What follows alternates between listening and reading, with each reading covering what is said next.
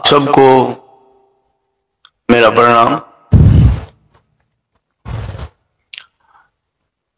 अच्छा लगता है जब एक संत मन किसी के चरणों की वंदना करता है, उसके चरणों में झुकता है।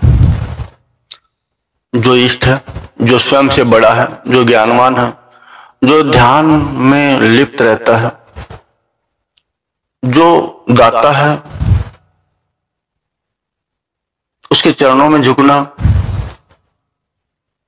बड़ा सुंदर लगता है।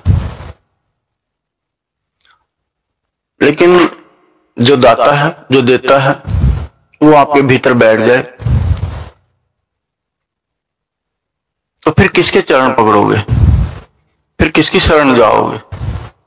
जो अपने भीतर विराजमान हो जाए, वही गुण जो उसके हैं वो आपके भीतर आ जाए, वही गुण जो उसके भीतर हैं वो आपके भीतर आ जाए तो कितना अच्छा रहेगा। जैसे दूध में पानी मिला दिया जाए तो पूरा दूध हो जाता है, वैसे ही आप और वो और आप एक ही हो जाए। उसको मिलाने में आप पानी है, वो दूध है, एक होने में कितना सफर, कितना समय लगता है। कोई तो सारा जन्म गंवा देता है, कोई एक पल में तो मेरा मैं तेरा, रिश्ते गहरे। लेकिन वो नहीं दिखता, उसको देखना।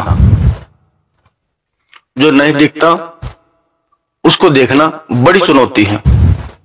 हम विश्वास नहीं कर पाते, हम एहसास नहीं कर पाते।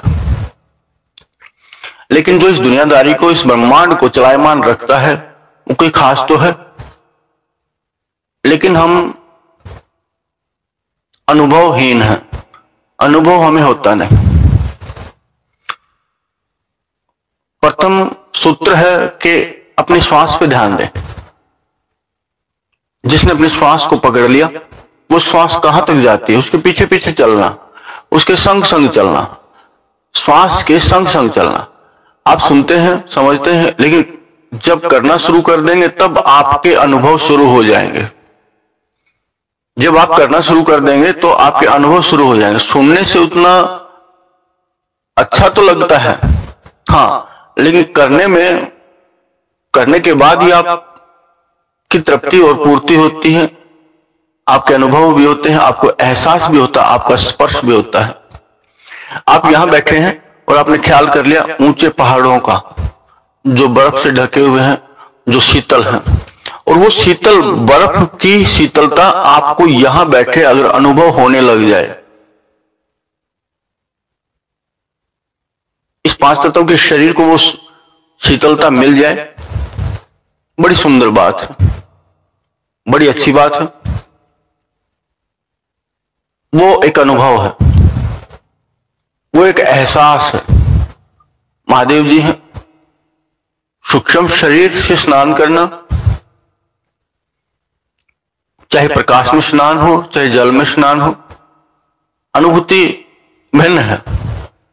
लेकिन आप सूक्ष्म शरीर में प्रवेश करने के बाद जब आप स्नान करते हैं, चाहे मैया गंगा में, चाहे सूर्य के प्रकाश में, चाहे उस शीतल वातावरण में जहां महादेव जी विराजमान हैं, जहां बर्फ के पहाड़ हैं, उस सूक्ष्म शरीर में, तो सूक्ष्म शरीर भी हर चीज अनुभव करेगा और ये शरीर, पांच तत्व का शरीर भी आपको अनुभव आपको होगा कि ये सूक्ष्म शरीर तो शीतल हुआ ही हुआ, लेकिन ये पांच तत्वों का शरीर भी आपका शीतल हो चुका है। आत्मा न मरती है, आत्मा न जलती है, आत्मा न कटती है, और वो आत्मा कौन है? वो आप है, वो आप है। जाना कहां है, जाना कहां है, ये आप सोचिए। वहां जाने से आपको डर लगता है? वहां जाने से आपको डर लगता है? नहीं लगता। आप जा सकते हैं, खुल के जा सकते हैं। जो द्वार है, वो द्वार खुलते ही जो आपका साम्राज्य है, जो जिस पे आपका मालिकाना हक, जो परम पिता ने आपको दिया हुआ है, आप उसमें प्रवेश कर जाएंगे। उसमें प्रवेश करने के बाद आप सुरक्षित हैं। वहां जाके अपने अनुभव बढ़ा सकते हैं, अपने आनंद को 2 गुना नहीं 100 गुना कर सकते हैं। वहां बंदगी कर सकते हैं, सामर्थ्य कर सकते हैं, अपने परम पिता को प्रकृति के साथ जुड़ सकते हैं। प्रकृति के साथ जुड़ना बहुत ही सुंदर प्रक्रिया है, लेकिन वो सबसे पहले श्वास को आप निर्धारित करेंगे। श्वास अपने आप जाने आने लग जाए। पहले के साधु संत महात्मा इतना ध्यान लगाते थे कि वो जल समाधि लेते थे, कई वर्षों तक जल में तपस्या करते थे। उनकी श्वास भीतर ही भीतर अपने आप भ्रमण करती रहती थी। उनको बाहर से श्वास लेने की जरूरत नहीं रहती थी। लेकिन हमें तो हर पल श्वास अगर हमारा बंद हो जाए तो हमें लगेगा कि जैसे प्राण निकलने को है, बस और रहा न जाए, बस और सहा न जाए, बस और रहा न जाए और सहा न जाए। लेकिन वो भी साधु थे, संत थे, महात्मा थे, जिन्होंने अनुभव किए, जिन्होंने अपने आप को तपाया, पक्का किया। वो भीतर भ्रमण करने चले गए, जल में, आकाश में या धरा पे। अब जब भी अपने भीतर इस शरीर से, 5 तत्व इस शरीर से बाहर निकलेंगे, तब आपको अनुभव होगा, हाँ अच्छा है। बिना अनुभव किए आपको पता नहीं लगेगा, बिना अनुभव किए आपको पता नहीं लगेगा, और लगाना भी चाहिए। एक बार कोई महात्मा जी, कोई संत, किसी ने बुलाया उनको कि आइए आप हमारे जीवन को संवारिए, कुछ अच्छे प्रवचन, कुछ ज्ञान, कुछ ध्यान दीजिए। उनको बुलाने वाला बड़ा धनी आदमी था। एक ऊंची बिल्डिंग पे, जो 2-3-4 मंजिल की बिल्डिंग थी, ऊपर वाले तल पे उसने उनको बिठाया। सब लोग जो चाहते थे सुनना, समझना, करना, वो उनके सन्मुख हुए। प्रवचन चला हुआ था, महात्मा जी प्रवचन दे रहे थे, महात्मा जी समझा रहे थे जीवन की, जन्म की परिभाषा, क्या छोड़ना है, क्या पकड़ना है, क्या करना है, सब बातें वो बता रहे थे। अचानक से भूकंप आया, सारी बिल्डिंग हिलने लगी। किसी ने आओ देखा ना था, सब भागने लगे, सब नीचे उतर के बाहर खड़े हो गए। जो मेजबान था वो भी उतर के बाहर खड़ा हो गया। बिल्डिंग हिल रही थी। लेकिन जब धीरे धीरे शांति हुई तो उसने देखा चारों तरफ जो महात्मा जी थे, महात्मा जी तो कहीं दिखाई नहीं दे रहे।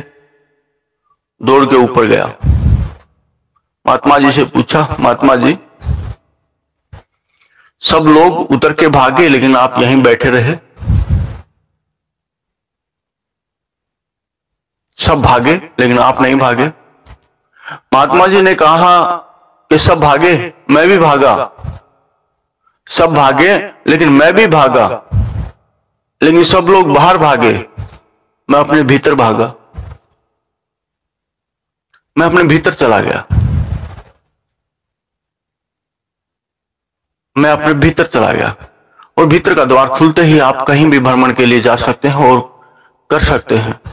और जहां से प्रवचन छोड़ा था वहीं से प्रवचन शुरू कर दिया। ना कोई डर था, ना कोई भय। दुनियादारी में भागते हैं तो आपको डर रहता है, कौन क्या कहेगा, कौन क्या बोलेगा। जो भक्ति में आगे बढ़ जाता है, लोग उसको कहते हैं यही बहुत बड़ा भक्त है, लोग हंसी करते हैं। लेकिन जब उसकी आत्मा शुद्ध होती है, जब उसका तन, जब उसकी इंद्रियां बंध जाती हैं, जब उसकी मन सुंदर जगह लग जाता है, तब कहते हैं हाँ बड़ा सुंदर है। लेकिन उससे पहले तो लोग हंसी करते हैं, ये पागल है। लेकिन लोगों के कहने से आप अगर मान लें तो फिर आप कहीं के नहीं रहेंगे, ना कहीं जा पाएंगे ना कहीं आ पाएंगे। लेकिन दुनियादारी में भटकते भटकते आप देखते हैं कि सभी लोग ऐसा ही करते हैं, खाते पीते हैं और करते हैं, सब कुछ इकट्ठा करते हैं। लेकिन आपको भी पता है कि एक समय सांझ होती है जब उसके जन्म की, जीवन की, तो वो छोड़ जाता है। क्या आपसे उससे भिन्न है? क्या आप नहीं छोड़ के जाएंगे सब कुछ? लेकिन छोड़ तो जाते हैं, लेकिन जिसका मोह पड़ा रहता है अपनी कमाई दौलत पे, अपने कमाए धन पे, जो मोहित रहता है वो भटकता ही रहता है, वो आगे प्रवेश नहीं कर सकता। भाग्य का, कर्म का धन आएगा, आप बांटने वाले हैं, दाता है, जितना बांटेंगे उतना आपके पास लौट के आएगा। चाहे वो नाम हो हरि का, चाहे वो धन हो, चाहे वो प्रेम हो, चाहे कुछ भी। लेकिन हमारी आदत है, हमारा माहौल है, हमारी परिस्थिति भी है, हमारे पास जो है अगर हमने दे दिया तो हम खाली हो जाएंगे, हम कंगाल हो जाएंगे। लेकिन प्रकृति और परमात्मा कहते हैं, बड़े बड़े साधु संत महात्माओं ने इन बातों को कहा है कि जो जो बांटेगा उसको वही मिलेगा, जो जो बांटेगा उसको वही मिलेगा। कुछ लोग तो मिलने की चाह में बांटते रहते हैं, मिलने की चाह में बांटते रहते हैं कि हाँ मुझे मिलेगा और अधिक मिलेगा और अधिक मिलेगा। लेकिन मिलने की चाह भी खत्म हो जाए और बांटते ही रहे तब कहीं मिलता है। वो चाह किसकी खत्म होती है? हम नाम के लिए दान करते हैं, नाम के लिए भोजन कराते हैं और उसको गाते हैं, उसको सबको बताते हैं मैंने इतना किया, मैंने इतना किया। बहुत सारे लोग तो कहते हैं मैंने भगवान को इतना भजा लेकिन मेरा दुख दूर नहीं होता, मैंने इतना भगवान की भक्ति की, मैंने इतना दान पुण्य किया, मैंने किसी का बुरा भी नहीं किया, लेकिन मैं दुखी हूं, मैं दुखी हूं। लोग गाते हैं, गाते फिरते हैं, अखबारों में नाम छपवाते हैं, उनकी फोटो आती है, थोड़ा सा दान किया। कुछ लोग तो ऐसे होते हैं कि नाम बड़ा लेकिन दान छोटा, नाम बड़ा हो जाए सब लोग चाहते हैं। इस दुनियादारी में नाम बड़ा हो जाए लेकिन मेरी जेब से कुछ न जाए नाम के लिए। कुछ लोग तो अच्छी जगहों पे नाम लिखवाते हैं, मेरा इतना दान, लेकिन दान वहां पहुंचता ही नहीं, खाली नाम के लिए, खाली नाम ही होता है, लेकिन अपने लिए इकट्ठा करते हैं। लेकिन क्या वो सुख देता है? अधिक कोई भी हो, आपने भोजन अधिक किया तो परेशानी होगी, अधिक धन इकट्ठा किया तो परेशानी होगी, अधिक किसी से प्रेम किया तो परेशानी होगी। दुनियादारी की बात करता हूं, इस दुनियादारी में अधिक प्रेम किया तो परेशानी ही परेशानी होगी, आपको दर्द पीड़ा अवश्य होगी। मोह भी अधिक नहीं करना चाहिए दुनियादारी में, हर चीज जाग के करनी चाहिए, समझ के करनी चाहिए। ये आपके हैं क्या, ये समझना चाहिए। कहने को आपके हैं लेकिन हकीकत में आपके नहीं। सबकी राह एक ही है, सबको एक ही जगह जाना है। कोई आपकी मदद मांगता है तो कर दीजिए, कोई आपसे कुछ चाहता है तो कर दीजिए, लेकिन बदले में वो दे हमें, ये आस करके ना करना ठीक रहेगा। जो आस करके करता है, जो आस करता है उसको कुछ नहीं मिलता, भटकता ही रहता है, इंतजार करता ही रहता है। लेकिन दुनियादारी में जो देके गया है वो लेने आएगा, जो लेके गया है वो देने आएगा।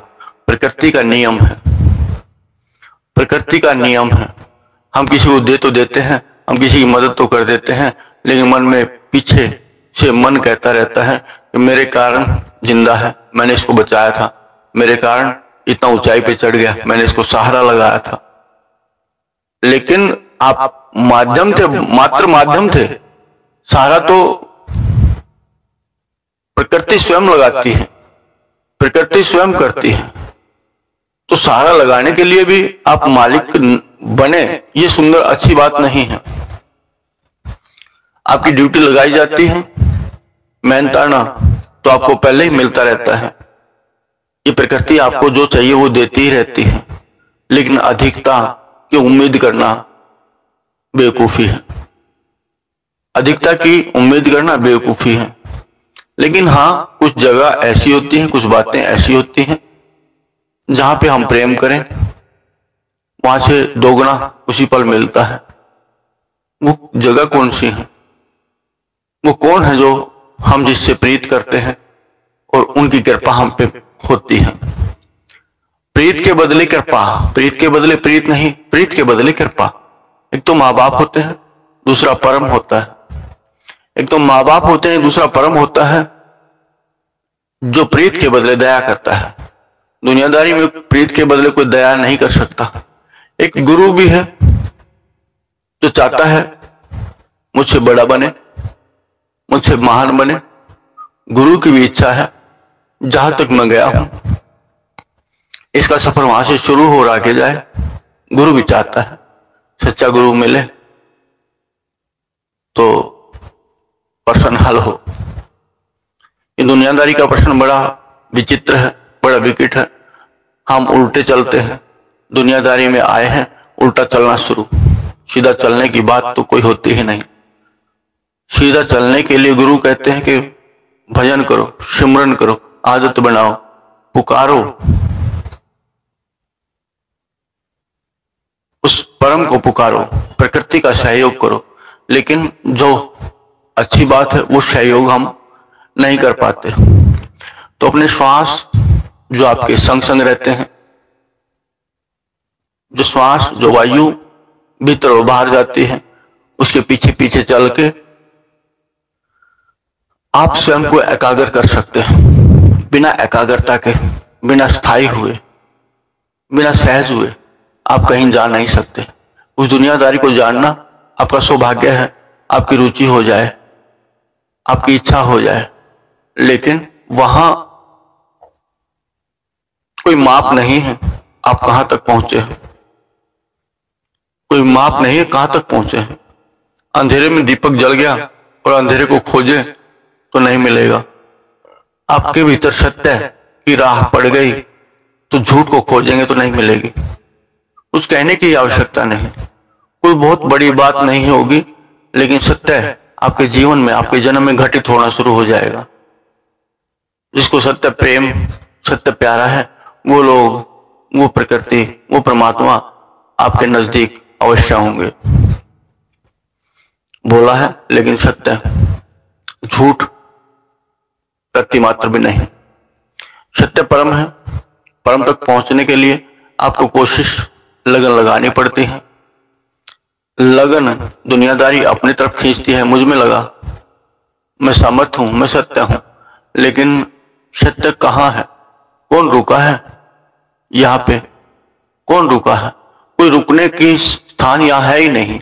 मेला भ्रमण करने आए, लेकिन मेले में आने के बाद हम परमपिता को, अपनी दुनिया को भूल जाएं। परमपिता को, अपनी दुनिया को भूल जाएं, वो द्वार खोलने से वंचित रह जाएं, तो इस दुनिया में भटकते भटकते जैसे आए थे वैसे ही हम चले जाएंगे।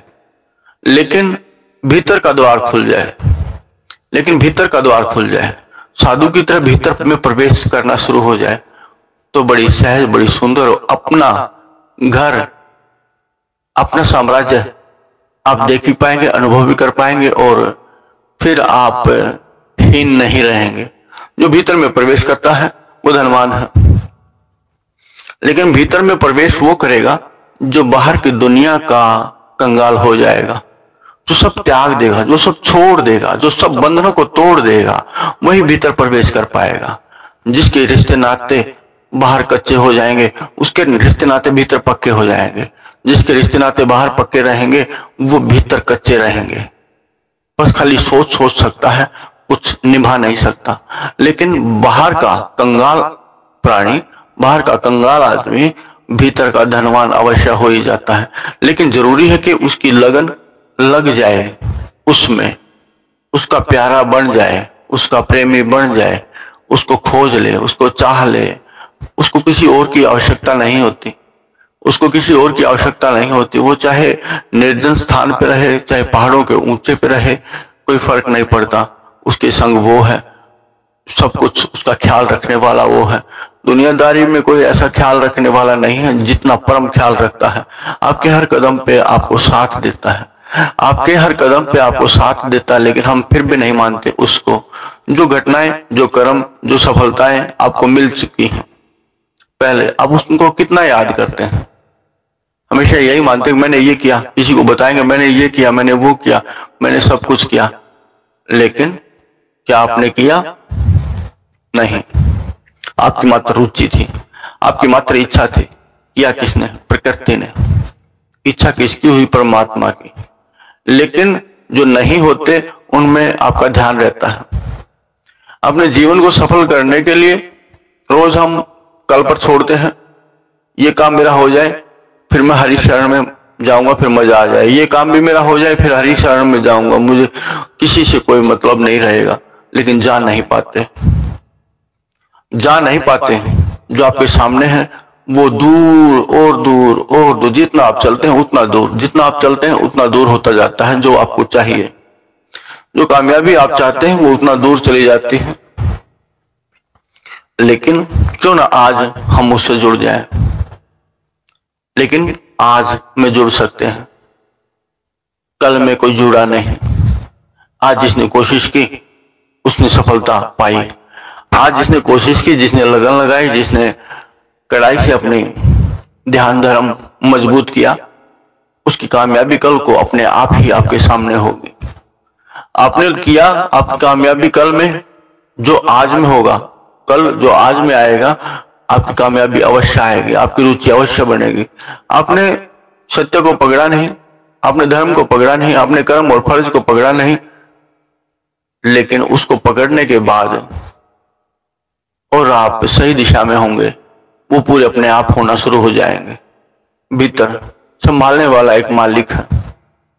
अच्छी बात है, हम भजते हैं किसको? जो इंसान का बनाया हुआ भगवान है उसको। लेकिन जिसने आपको बनाया है, जिसने आपको बनाया है, क्या आपने उसको भजा? वही भजना जरूरी है। जिसने आपको बनाया है वही भजना जरूरी है। वही आपको बताएगा कि आपको विरासत में उसने क्या क्या दिया है। वो विरासत क्या है उसने जो आपको दी हुई है। आज तक तो आपने उसकी दी हुई विरासत को समझा नहीं। दुनियादारी में आए हैं, मेरा बड़ा घर, मेरे बच्चे, मेरी पत्नी, लेकिन माँ बाप जिनके कारण जन्म लिया है उनमें कभी मन लगाया नहीं, उनमें कभी ध्यान धरा नहीं, उनसे कभी प्रीत जोड़ी नहीं। बस मतलब के लिए कहते हैं पिता ये चाहिए, माता ये चाहिए, अपनी इच्छा पूरी हुई, अपनी जो भी काम पूरा हुआ और मुड़ लिए आगे की तरफ। आगे क्या क्या है? साथ में चलती पत्नी, आगे चलने वाले बच्चे, बस। लेकिन पीछे चलने वाले माता पिता की तरफ ध्यान ही नहीं है। जो कभी आपके लिए सब कुछ किया था, उस माता पिता की सेवा करने के बाद ही आप, उनमें ध्यान धरने के बाद ही आप को वो माता पिता बताएंगे बनाने वाला कौन है। हम तो मात्र माध्यम थे। वो माता पिता बताएंगे हम तो मात्र माध्यम थे, लेकिन बनाने वाला वो है। उसकी तरफ आपका इशारा हो, आपकी तरफ इशारा होगा कि वो सत्य है, वो सही है, वो सबको बनाने वाला है और वही ख्याल रखने वाला है, वही सबका भाग्य लिखने वाला है। उसी ने सब कुछ दिया है, उसी ने हमें भी दिया था, उसी ने हमें भी दिया था। लेकिन जो इस बात को समझ लेगा करना क्या है, जो इस बात को समझ लेगा करना क्या है, वो सही राह पे। लेकिन करना क्या है, जो समझ लेगा वही जाग भी पाएगा। वो जाग जाएगा तभी दूसरों को भी जगा पाएगा। जो स्वयं नहीं जाग पाएगा वो दूसरों को कैसे जगा पाएगा। तो जागने की चेष्टा करें। सत्य क्या है, मेले में आए हैं लेकिन अपने घर को भूल जाए, ये कहाँ की बुद्धिमानी है। बुद्धिमानी वो होगी कि मेले में फिरते हैं लेकिन अपने घर, अपने संसार को याद करके वही उनके लिए संसाधन ले जाए। लेकिन वहां ले जाने के लिए कोई संसाधन नहीं है। वहां ले जाने के लिए कोई संसाधन इस दुनिया से वहां कुछ जाता ही नहीं है। जाएगी प्रीत, जाएगी सेवा, जाएगा आपका सुंदर स्वभाव, जाएगी आपकी भक्ति, जाएगी आपकी सेवा। अगर ये चीजें आपके भीतर हैं तो लगन लगाइए, शांति से निरंतर अभ्यास करें। रोज अभ्यास करें, रोज उसकी शरण लगने का रोज कोशिश करें। वो भी नजदीक अपने आने नहीं देता, लेकिन जब आप बाहर के कंगले हो जाते हैं तब वो इशारा करता, आजा आजा मेरे पास, और आप वहां चले ही जाते हैं। जब तक आप संपत्ति, आपकी संपत्ति आपके सर पे रखी है, आप भार में दबे रहते हैं, मेरा मेरा करते रहते हैं। जिस दिन आपके भीतर तेरा तेरा हो जाएगा, जिस दिन आपके भीतर तेरा तेरा आप कहने लग जाएंगे, जो भी कुछ है मैं भी तेरा, धन भी तेरा, सब कुछ तेरा, और वो सत्य आप साबित करेंगे। जिस दिन आप सत्य को स्थापित करेंगे, आज तक सत्य ही स्थापित कोई नहीं कर पाया, लेकिन जो कर पाया स्थापित सत्य को, उसके चरणों में उसकी प्रीति अवश्य हुई। और उसके चरणों में प्रीति होना, इस दुनियादारी से विरक्ति, निर्वृत्ति होना। निर्वृत्ति हमेशा हम उस दुनिया की करते हैं, उस दुनिया को जाना ही नहीं, देखा ही नहीं। लेकिन क्या वो आपके ना जानने से वो दुनिया खत्म हो जाएगी? लेकिन है वो दुनिया। आप कहते किस प्रकार जाएं? बहुत सारे लोग चाहते हैं, जाना चाहते हैं, लेकिन इस दुनियादारी को छोड़ना नहीं चाहते हैं। इस दुनियादारी को छोड़ने दुनियादारी नहीं है, निभानी है। दुनियादारी छोड़ने नहीं, अपना कर्तव्य निभाना है। कुछ माँ बाप होते हैं जो कहते हैं मुझे अपना कर्तव्य निभाना है, लेकिन तेरा बेली राम है, तेरा बेली भगवान है, उसी के सहारे तुझे चलना है। जवानी में कोई पिता गुजर जाता है, क्या वो बच्चों को, उसके बच्चे बड़े नहीं होते? क्या सभ्य नहीं होते? क्या अच्छे नहीं होते? होते हैं, होते हैं, क्योंकि उनको सहारा मिलता है। प्रकृति और परमात्मा उनको सहारा देते हैं। उनका भाग्य लिखा हुआ है, उनका भाग्य लिखा हुआ है। तो आप भी अपना सुंदर इतिहास लिखने के लिए तैयार हो।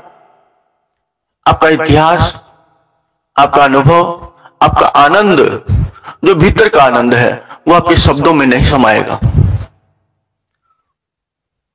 सांझ होने से पहले, 5 तत्वों का शरीर मिटने से पहले आप उसकी शरण लें। लेकिन एक बात और भी ध्यान रखें, अगर उसकी शरण मिल जाए तो आप बूढ़े भी नहीं होंगे, तो आप असमर्थ भी नहीं होंगे। उसकी शरण मिल जाए, उसकी कृपा मिल जाए, उसका सहारा मिल जाए, उसका साहस मिले आपको, तो आप बूढ़े नहीं होंगे, आप असमर्थ नहीं होंगे। न चलने में, न करने में, न मन लगाने में। एक चाहत जगी भीतर में और उसको पा लिया। एक पल लगता है, एक पल लगता है भीतर प्रवेश करने में, लेकिन वो जो दीवार है वो पतली, बहुत पतली दीवार है विश्वास की कि दुनिया सत्य है, वो असत्य है। वो तोड़ने में एक जन्म नहीं अनेकों जन्म लग जाते हैं। वो दीवार फांदने में, वो द्वार खोलने में एक जन्म नहीं अनेकों जन्म लग जाते हैं। लेकिन जिसका वो द्वार खुल जाता है, जिसको सत्य का की प्राप्ति हो जाती है, फिर वो दुनियादारी में निश्चित भटकेगा नहीं, वो दुनियादारी में भटकता भी नहीं। साधु महाराज हैं जिनकी लो लगी, जिनके जगी भीतर की ज्योति, वो अपने ही उजाले में रहे, वो नहीं किसी के ऊपर निर्भर, वो बस हरि के ऊपर निर्भर। हरि कहाँ भीतर में, उनको ना किसी की प्यास है, ना उनको किसी की भूख है। लेकिन यहाँ तो भूखे मरते हर चीज के। सबसे बड़ी बात तो यहाँ इस संसार में दुनियादारी में तृष्णाओं के भूखे हैं, वासनाओं के भूखे हैं। ना तृष्णा गई, ना वासना गई, ना मिला इंद्रियों का साथ। लेकिन जब सुखी को देखते हैं हम होते हैं उदास। ये कहा कि जुगलबंदी है, जुगलबंदी को खोलना होगा, तोड़ना होगा। अगर आप चाहते हैं उससे मिलना तो सुमरण, ध्यान, भजन करना होगा, उसको सहारा देना होगा, स्वयं का भीतर उजाला खोजना होगा। खोजने से मिल ही जाता है, खोजने से मिल ही जाता है। अगर वो ना हो तो फिर खोजने का कोई लाभ नहीं, फिर तो दुनियादारी ही सत्य है, वो सत्य नहीं। लेकिन किसने बनाया आपको? क्या आपने सोचा कभी कि आपको किसने बनाया है, किसने बड़ा किया है? कौन बढ़ाता है, कौन ठीक करता है, कौन सुरक्षा करता है, कौन आपके ऊपर कवच बनाता है, कौन आपके भीतर की संरचना, आपके यंत्रों को ठीक रखता है? ऐसे सुंदर यंत्र किसने बनाए? इस शरीर किसने बनाया? किसी खास ने बनाया होगा। वो खास कौन है? वो खास कौन है? उस खास के लिए क्या आपकी प्रीत बनती है? बनती है तो लग जाइए, धीरे धीरे एक ना एक दिन। ये भी सत्य है, ये भी सत्य है, एक बार फिर दोहरा दूं कि अगर उससे प्रीत हुई तो आप किसी भी कार्य में असमर्थ नहीं होंगे, तो आप बूढ़े नहीं होंगे, तो आप बूढ़े नहीं मरेंगे, और आने वाली आखिरी सांस तक आप आनंदित रहेंगे। हर सांस एक भी श्वास व्यर्थ चली जाए, एक भी श्वास व्यर्थ चली जाए, दुनियादारी में भटक के चली जाए, लाभ क्या? हर श्वास का उपयोग करें, हर श्वास उसको स्पर्श करके आए, हर श्वास आपके भीतर उस दुनियादारी को स्पर्श करके आए, हर विचार में वो हो, हर स्वाद में वो हो। छोटे स्वादों की आपकी जरूरत ही नहीं रहेगी जब सारा आकाश आपका है, सारे ब्रह्मांड आपके हैं, और जिसने उनको बनाया वो आपका है।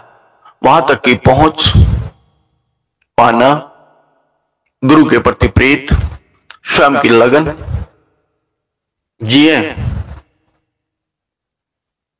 हर चीज, स्वयं को भी उसी के नाम लिख दें।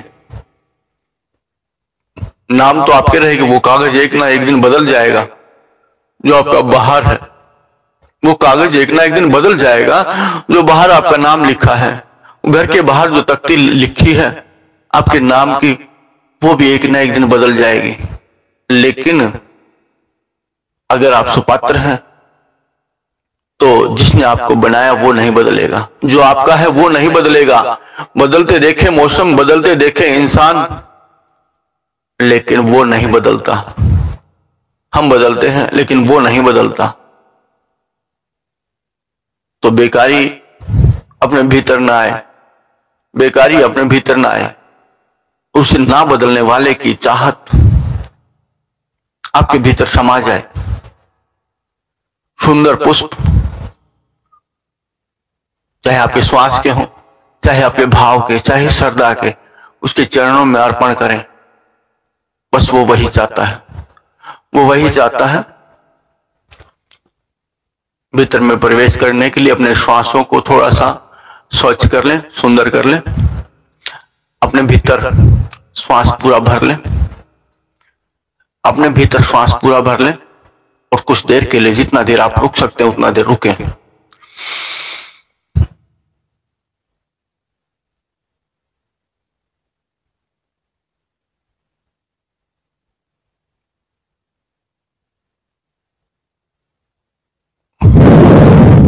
उसको बाहर छोड़ दें। 5 बार आप अपनी इच्छा से, स्वेच्छा से आप ऐसा करें। अपने भीतर श्वास भरें,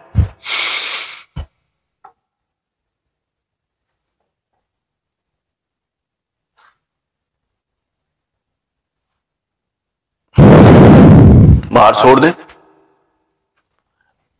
और एक बार करें। आपको लगेगा जैसे आपके भीतर इस 5 तत्वों के शरीर के भीतर, जहां आपका 5 तत्वों का शरीर बैठा था, वहां पे भीतर में पुष्प जैसे फूल, पेड़ पौधे और बहुत ही सुंदर सुंदर वहां पे चीजें आपको अनुभव होंगी। फिर भीतर श्वास भरें,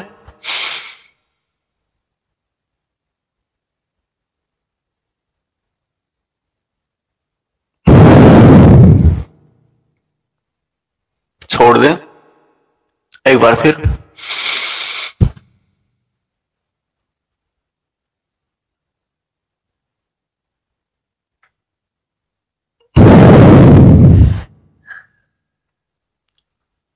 एक बार फिर अपने भीतर श्वास भरें,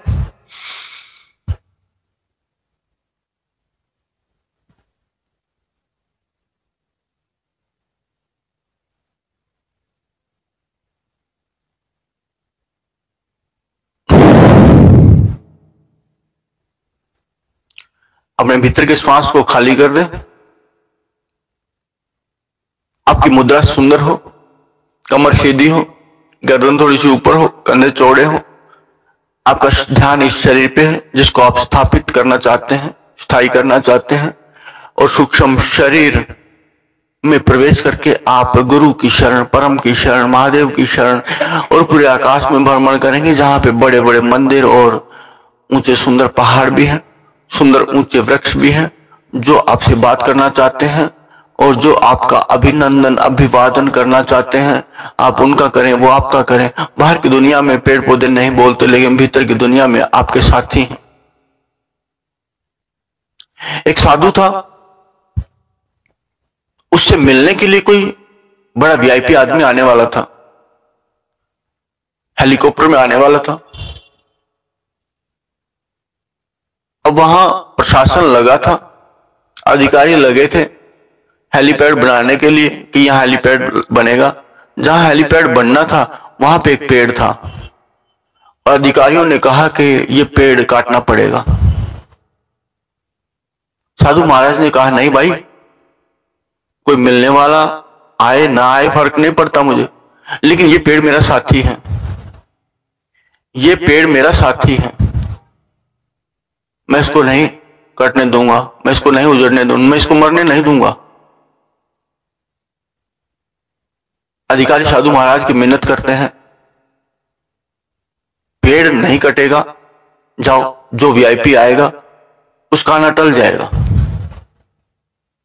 वो साधु महाराज बुजुर्ग सब पेड़ों से बात करते थे, सब जीवों से बात करते थे, उसके पास सब जीव आते थे, सबको वो अपना मानते थे और सबका अपनापन वो मान सम्मान करते थे। पक्षी, पशु सब उनके पास नजदीक अपना बन के उनके पास आते थे। तो जिसका मन हो जाए सुंदर, सुंदर मन के पास सब हर कोई आएगा। तो ये पेड़ भी बात करते हैं, किसी को कोशिश करने की आवश्यकता है, आपकी बात मानते हैं। पशु भी, आपका अपना पशु है, आप उसको दुलार करते हैं, जब आप उसके समीप से निकलेंगे तो वो पुकारेगा अपनी भाषा में, लेकिन सुने ना सुने वो आपकी मर्जी है। जो गृहिणी भोजन करती है, जो पशुओं का चारा डालती है, उनसे प्रेम करती है, जब वो दिखती है तो आवाज देते हैं, लेकिन वो माँ होती है जो अपने बच्चे की भी भाषा समझती है। वो जननी होती है जो उन पशुओं की भाषा भी समझती है, उनसे बात भी करती है। लेकिन वो शुद्ध है, वो पवित्र है, वो जननी पवित्र है। क्या आपकी आत्मा पवित्र नहीं है? क्या आप किसी से बात नहीं करना चाहते? दरिया से, नदी से, गंगा माँ से, भगवान से, पशु से, पक्षी से, पेड़ों से मिन्नत करते हैं। किसी भी पौधे की, मुझे ये चाहिए, मुझे वो चाहिए, किसी ने बता दिया कि ये पेड़ को पूजने से ये होगा, वहां जाके आप बात करते हैं मुझे ये चाहिए। डिमांड तो हम रखेंगे, लेकिन उसके मन की बात जानने की चेष्टा हमारी नहीं होती। उसके मन की बात जानने की चेष्टा जब हो जाएगी आपके भीतर, तो वो अपने मन की कहेगा, आप अपने मन की कहेंगे। फिर आपको उससे कोई कुछ चाहिए नहींगा, बस प्रीत, बस प्रीत। 5 बारी अपने श्वासों को बाहर फेंक ले।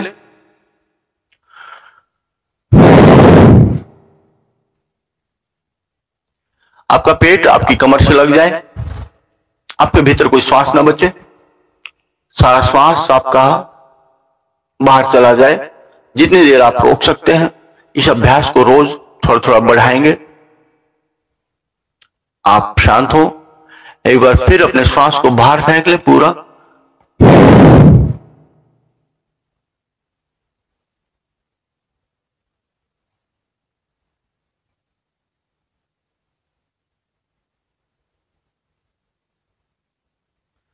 जितनी देर आप रह सकते हैं उतनी देर आप रखें, जबरदस्ती नहीं करनी। एक बार फिर श्वास को बाहर फेंक लें।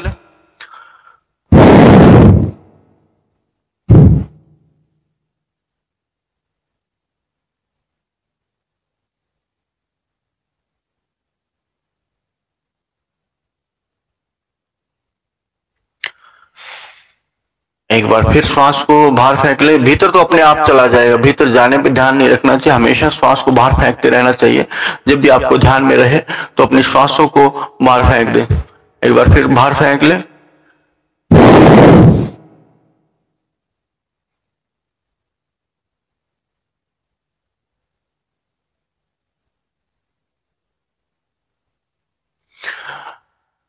एक बार फिर अपने श्वास को बाहर फेंकने के बाद अपने भीतर अपने मन से कहना है, संकल्प करना है, मुझे